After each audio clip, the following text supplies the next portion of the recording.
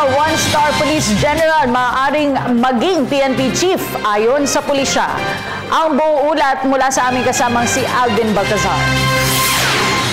Kahit na one-star general ay maaaring maitalaga o kwalipikadong maging PNP chief. Ayon kay the Chief of the Directorial Staff, Deputy Director General Marcelo Garbo, nasa Pangulo naman ang appointing power sa pagpili ng magiging permanenteng hepe ng pambansang pulisya. Sinabi ni Garbo na karaniwang may listahan ng mga opisyal na ibinibigay sa tanggapan ng Pangulo na mas kilala sa tawag na deep selection. Kinabibilangan ito ng mga strong contender para umuko pa sa pinakamataas na pwesto sa pambansang pulisya. The President is given a list of possible candidates.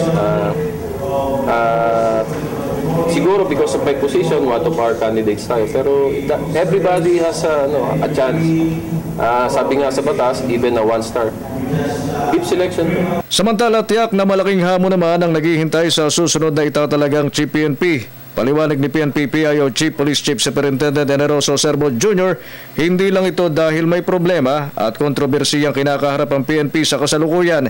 Sinabi ni Serbo na ang isang Chief PNP nararapat na may kakayahang mag-motivate, magbigay ng inspirasyon at magbigay ng kinakailangang leadership o pamumuno para sa 150,000 na opisyal na mga tauhan ng pulisya sa buong bansa. Somebody na talagang talagang who can inspire, who can motivate, who can talagang provide yung masasabi nating leadership doon sa 150,000 men and women of the Philippine National Police. Bukod kay General Garbo at OIC PNP Deputy Director General Leonardo Espina, lumulutang din ang pangalan ni CIDG Director Police Director Benjamin Magalong at Directorate for Operations Police Director Ricardo Marquez para posibleng maging Chief PNP.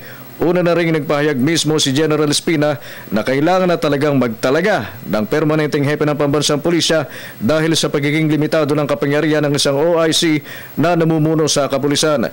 Maging ang ilang mambabatas at si dating Chief PNP at ngayoy kalihim na si Senador Panfilo Lacson ay nanawagan na rin dapat ng magtalaga ang palasyo ng Malacanang ng permanenteng kapalit ng nagbitiw na si General Alan Purisima. Para sa Telebisyon ng Bayan, Alvin Baltazar.